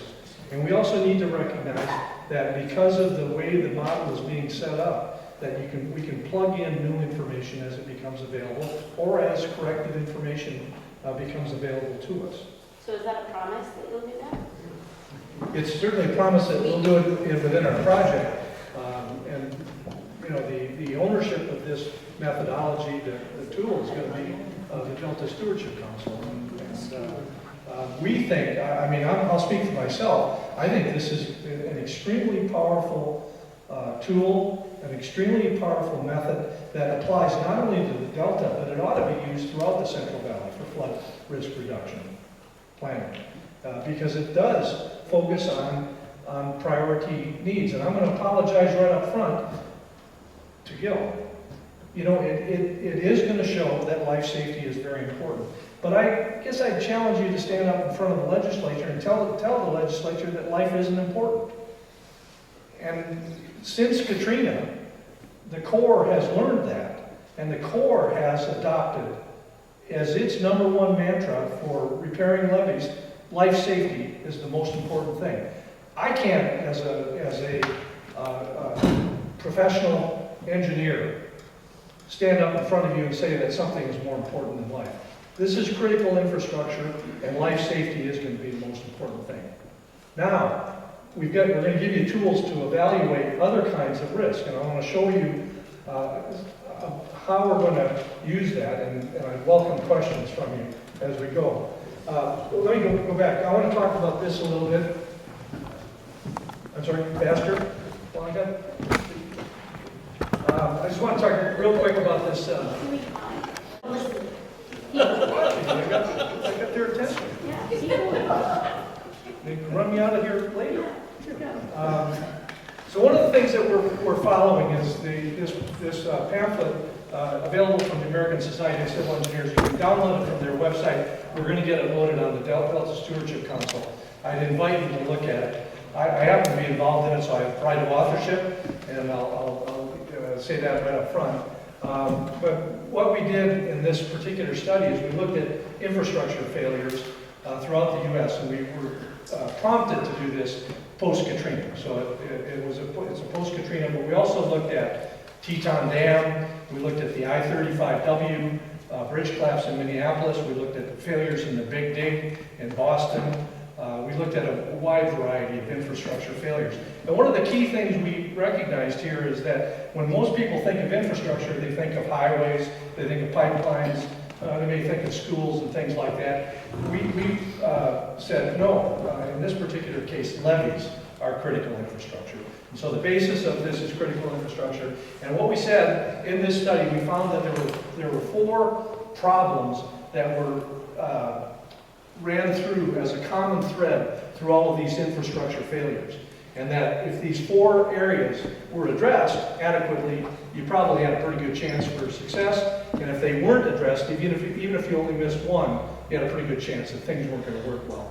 But the overarching principle was that critical infrastructure, above all else, has to serve the public. It serves the public by protecting its health, safety, and welfare. So the 4 things that we found, the 4 threads, in no particular order, was first of all leadership. We've talked a lot about leadership here tonight. Leadership is needed. How much money is required to fix the levees in the Delta? That's a leadership issue. The leadership issue is how is that money going to be distributed? Who's involved in it? RDs are involved in it. The Delta Stewardship Council is involved in it. The Department of Water Resources is involved in it. There's a lot of leadership, but strong leadership and stewardship must be exerted. The second thing is it's a system. You have to look at the entire system, because if you push in a little bit here, it's going to poke out somewhere over there. And you have to look at everything in a system. And the Delta is a system of systems. It's a system of levees. It's a system of moving water safely through the Delta and out into the bay from upstream floodwaters. It's an ecosystem. It's a water supply system. It's a system. It's a transportation system. It's got railroads. It's a utility system. There's all these systems that have to be accounted for. So we're trying to be guided by the fact that the Delta is a system. Third thing, you got to be able to adapt to change. You can't build something and then walk away from it. And we know that in particular here in the Delta, levees continue to deteriorate if we don't maintain them. We're going to deal with sea level rise. We're going to be dealing with increased flood flows because of changing precipitation patterns. So we have to be able to have a system that can adapt to change. And then, very importantly, you need to understand You need to manage, and you need to communicate risk. This was a huge failure in New Orleans. You know, we should have learned that lesson. And so what we're trying to do here is, first of all, us understanding risk, but then being able to effectively communicate it, and then it is going to be incumbent upon leadership to manage that risk. So let's talk a little bit about risk. We're approaching this using tolerable risk. So risk is really the metric, and risk is a horribly misused term because it means a lot of different things to a lot of different people, and we use it often incorrectly at the wrong time. We sometimes use risk when we mean hazard. So let's keep in mind that, at least in this conversation, risk is very simply the probability of an event, something bad, times the consequences of that event. And if you can measure those consequences in dollars, then you can measure risk in dollars. And you can measure expected annual damages from flood to assets. You can measure that in dollars, but you can't measure life in dollars. So we're starting with apples and oranges, and we're measuring a bunch of different stuff. Some of it's in dollars, some of it's not in dollars, and we'll talk about that. But it's a scale. What we really want to be able to do is, what is the appropriate level of risk that we're willing to take? Is it appropriate, for example, that an island that's predominantly agriculture, with very few people living on it, not many assets other than the crop value on that island, does that have to be designed and built to the same level of protection that we're going to build project levees for the pocket? And that doesn't make sense, does it? So we can look at risk and use that as a basis of judgment for how to make investments. And what we're going to end up with is a series of maps. This is one of the first products, and we'll be showing you these maps at the next public meeting. You can think of them as maps with like base maps in a GIS system, but individual maps, and they're shown up here in no particular order. But we're going to look at life loss. What is the risk of life loss in the Delta? We're going to look at expected annual damages. If an island floods, what's going to happen to the assets? We're going to look at water supply risk. If certain islands flood, what impact does that have on the water supply system, both good and bad?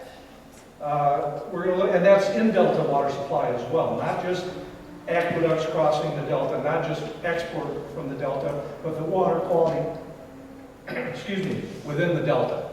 We're going to look at ecosystem risk, and we're looking at agricultural risk.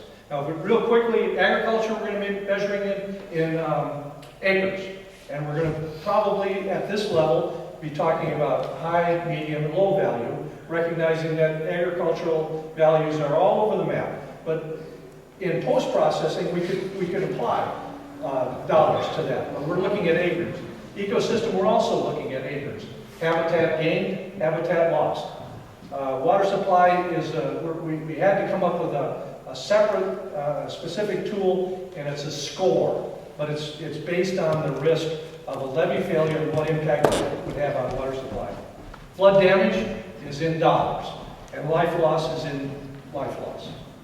So we've got truly apples and oranges up there, but the idea is to be able to look at those through these various metrics and then be able to make judgments. And somebody asked, well, how do we, can we apply different weightings to them? Can we apply different levels of importance? Yes, you can. The tool will allow you to do that. You can sit down and do that. There will be a version of the tool on the website when you get it complete. And you'll be able to go in and say, well, what if I favor life loss? What does that tell me? What if I favor agriculture? What does that tell me? What if I favor agriculture and ecosystem together? What is that? Just to give you some examples, these are the metrics that we're using. So expected annual fatalities, that's pretty clear. Expected annual damage, what damage to structural and other assets would we expect, including all the assets we can count, roadways, railroads, gas lines, utilities, homes, businesses, crops. We're trying to get all that information. We need that information from you. projected agricultural loss and expected annual agricultural land loss. There's two metrics here. If we build setback levees, they're going to move inward on an island. They're going to occupy agricultural ground that's lost. So, but that's a projected loss because that's a result of a project. But if an island were to flood, then that's an expected annual probability of agricultural land loss. So we're looking at it from that perspective. So, and we've got a number of other metrics. We will have access to that tool to say, no, you're wrong. Because I bet you every single one of the RVs here know the island history. So we will be able to, island by island, say, no, this is the correct information for this island. You already have that information. That is available on the website. Okay. The assets are available. But does she have a way of filling out something and you guys knowing that it's there so you can act upon it and get it completed? That's what she's looking for. She's got some information for you. This island or this doesn't this thrive. She wants to be able to reliably communicate it to you and then be able to see it actually reflected on the model correctly. So she knows that you did your job and it is there. That's fair. Yeah. And yes, we don't have a form to fill out, but you can send an email, you can fax it, you get it to this guy right here. The comment sheet has comment sheets. Yeah. Until I see what you guys have put In a moment, go see Alex, because he can show you what we've got. You'll make our job a lot easier if you say this is wrong. That's a little bit of help. But if you say this is wrong and here's where the right answer is, that's a lot of help. So, one of my greatest disappointments tonight was hearing Gil say that he's not, that he's here of his own accord at an invitation. You're an engineer.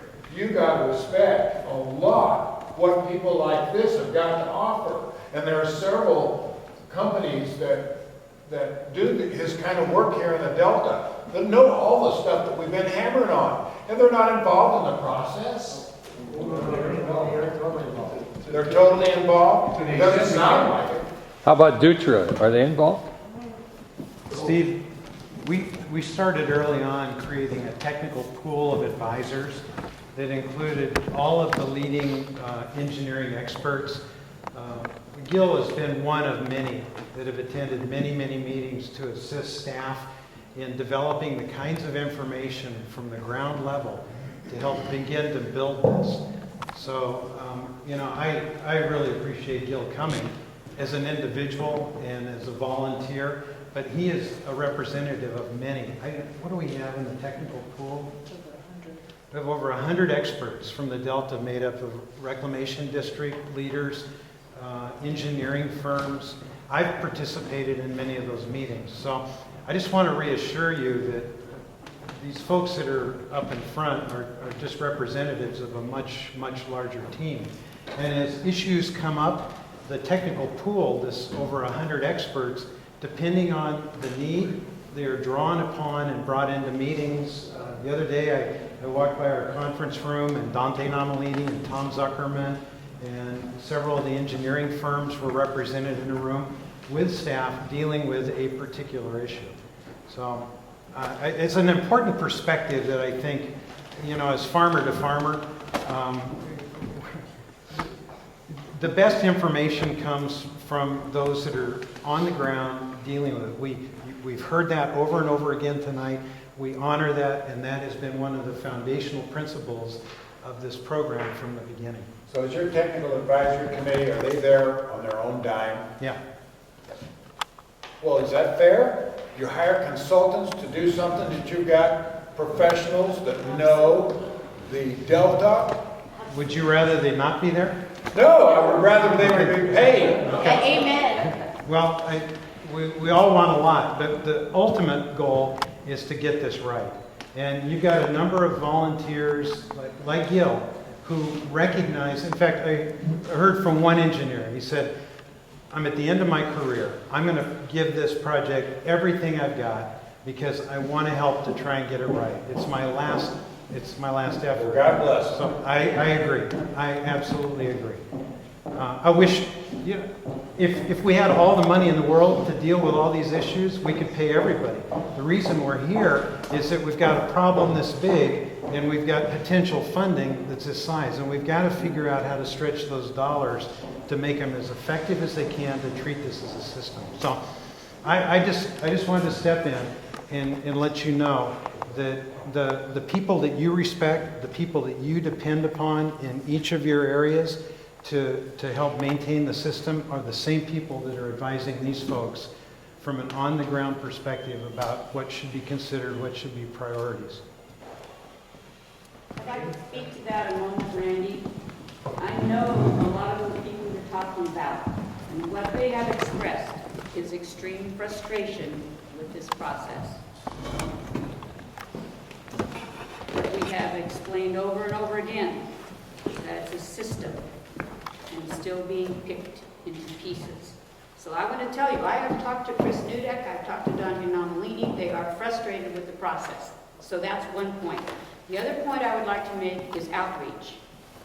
I don't know how you think people are going to find your website when they're going through their daily lives. You've had 4 meetings. The one in Brentwood, I don't even think you had a dozen people. So how do you notice? Can't you mail to parcel owners and tell them this process is going on? You're almost to the point of your peer review of your methodology. And this is all you have from here? It's not enough outreach. It's not working. If you want input, you have to reach people. I think that's all I have to say. Actually, 3 things. One, I'm very proud of you for having a graphic that we can read right on, because at the last meeting, it was awful, so you guys are doing that right. At the last meeting, we suggested that you invite individuals like Gilbert to be part of the process. I'm sad that he's not being paid because it's totally unfair. You guys maybe should split some of your salary and spread it over to the experts that are in the Delta, since all of the information is going to come from them. But I'm very proud of you because when at the last meeting that was in Clarksburg, you were shaking your head and saying, no, we're not going to include them. So it's really good that you are listening and you are bringing them in. And the third thing that I'd like to say is you have to get local input. That's your piece. You have to figure that out. However that is your project. Because you're not going to have an accurate project. This isn't going to be successful. The people of the Delta are not going to feel like this is a win if you don't do that. You have to figure it out. It has to be more than 30 people in a room or 15 people in a room. Whatever it is, go back to the Delta Stewardship Council and say, we are not accurately reaching out to the Delta communities. We don't have enough members participating. Give us the money, give us some input, give us some whatever it is. But we need more than 30 people in a room. Oh, and I have one last thing to say.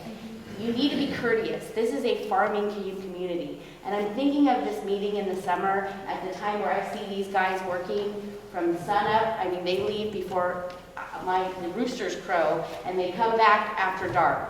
So I think you need to be more courteous and more conscientious about the group that you're actually trying to reach out to, and make sure that you're actually scheduling these meetings when these guys can make it. If these are the people who live here, these are the people who are being affected. So thus, you have to schedule these meetings and figure out how to make these meetings so that they are in a time and a place where these farmers can make it. That's important. They deserve to be here. They have a right to be here. So I'm thinking middle of the summer, 5 o'clock meeting, probably not a great idea. You need to figure it out. However you're going to figure it out, and maybe ask for input from the farmers and ask them when would be a good time. Is there a break between harvests or something that they can do where you can actually have more input? That I encourage you to do. So bravo on the graphic, you've done great, and bravo on bringing our engineers on board, but you should pay them. Well, thank you for your suggestions. And I will just echo some of Randy's comments and also just, some of the folks here. We're not paying Bill, but he has my undying gratitude for being here and for just being part of the process. I know. It's all I got to offer, so maybe I should have brought the sandwich. I'm going to think about that next time. I'm kind of thirsty. Okay.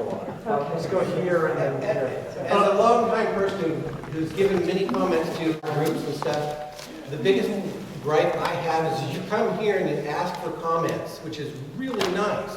And they have public comment meetings public comment portions of all the DWR meetings. But nobody responds. Nobody cares.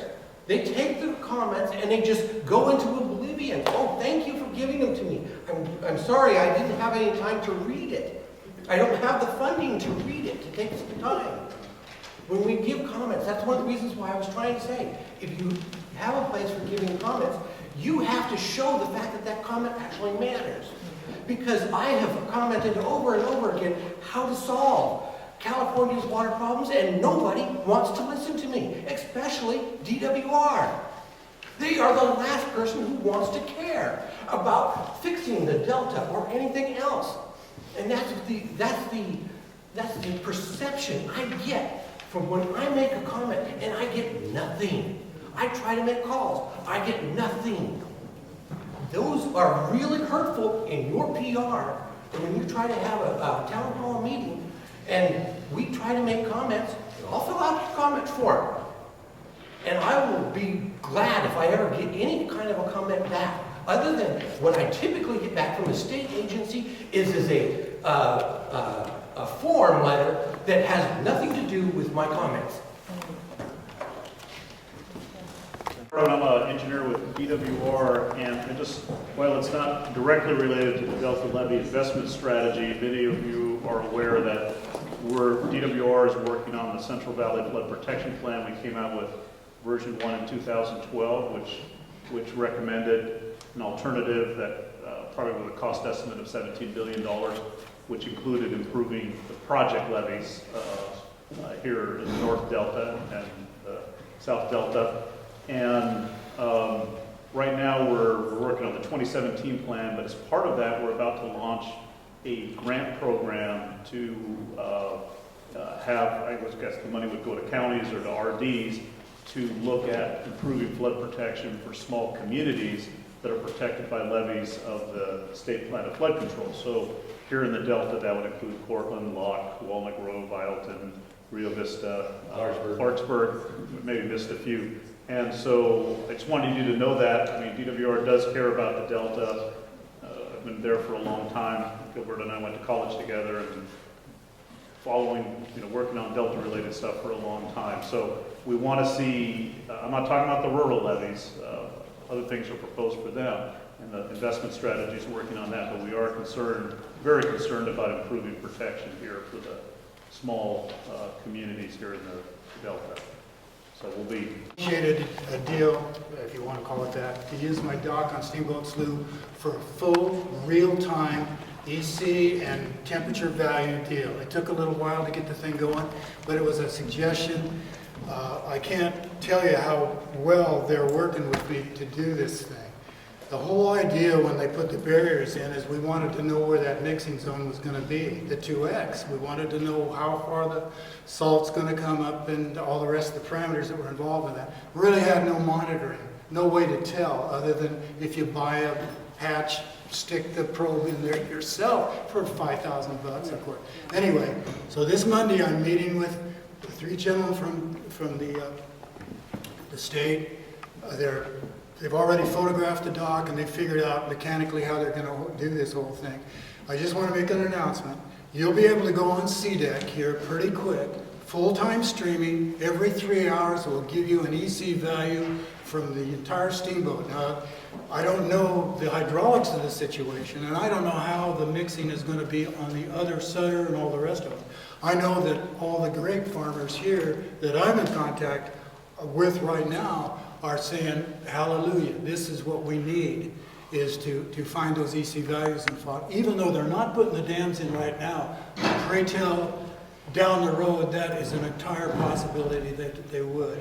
So if you gentlemen will go into CDEC, and I'm sure you're all familiar with that, the state's water data analysis program, you can get a real-time, dated, real-time EC values which are correlated, as you probably know, to TDS and other constituents, which make up the EC. And if you've got grapes in there, this will give you a way to schedule your irrigations, irrespective of timing, time of use, all these other factors that you have to deal with, You'll be able to look at that and say, uh-oh, wait guys, we got to delay this. We got to wait till the mean high goes away, and here's specifically when we'll be able to take the water in Steamboat Slough. Thank you. So just quickly, the next steps. We've talked a little bit about the independent scientific review. Information is on the website. There is a public meeting on May 19th. That if you're interested in commenting on the peer review or the methodologies that I described. Where will that be? That's at in Sacramento, in the same building as the Stewardship Council, on the second floor in their conference room. Also coming up, I mentioned this, evaluating the risks and identifying priority investment areas. That's kind of the meat of this evaluation. Larry's talked a fair amount about the methodology. But we're going to start having results coming up in the summer. Any idea what time the meeting is in May? So on the 19th, it's going to start at 8:30 in the morning and will go till about 4:30. Okay. Also starting to identify and evaluate levee improvement projects. You folks know have a lot of ideas. We want to start talking about that again in the summer and into the fall. Developing groupings of those investments, a portfolio, if you will, of investments for the Delta, and starting to prepare the draft strategy that comes in the fall, and then beginning the environmental review starting this summer. They'll go along in parallel with the work. Opportunities to engage. We've talked about the technical memos that are on, there are 5 of them that are posted on the website. And I'll have a slide in a second that has all the contact details. So, I mentioned the peer review public meeting on May 19th. We think that the risks meeting will be sometime in July. We'll do that. No date has been set. And then workshops, public meetings on these investments, the sitting around the table and figuring out where do we make investments. That'll happen July through October. Mentioned we're available to talk. I think the area that people might be interested in is Alex's area of assets, but other members of the team are prepared to talk about other metrics, water supply or ecosystem, or Larry can talk more about the ones he talked about. And I'll leave this one up for a little bit. Just for more information, that's Dustin's contact information. He has business cards too. Yeah, there should be some business cards still left on the back table. Pretty much on target in terms of our schedule. So, yeah, that's a good question. Thank you. All right, thanks very much. I have a question. Oh, yeah. You know, again, I keep hearing co-equal goals, and how can these people trust you when your boss, the governor, is lying to them? Like on Prop 1, he's already, broken that promise that he wouldn't use those funds for the tunnels, but now he's saying he's going to throw that aside. So I think there's a lot of distrust in the Delta, has been my observation. When the top guy lies, how can we believe anybody? Question. I'll take a shot at that. I think that what we're trying to do with this process and our communication with you is to make it open and transparent. But we've heard that many, many times for 7 or 8 years now. Yep. I can't address other programs. I think on this project we really are trying to do it differently and work with the folks in the Delta to gather information, show what investments might look like. We're working hard to do that. And these folks. Well, every one of you, Cindy, I met Cindy and many others. All of you are individually nice people, but something happens along the way to the top. It's kind of like one time when I was working with one of the big phone companies when I owned another company. And again, they're all nice people individually that I worked with. Collectively, they were bellheads. And I don't know, I just see this again and again and again, that these people are being lied to far too many times. At least for our process and our. Oh, I know. Like I say, you're nice people. Well, Yeah, We're trying harder, we're gonna come back. well, you're out. all hardworking people. We'll have more to bring next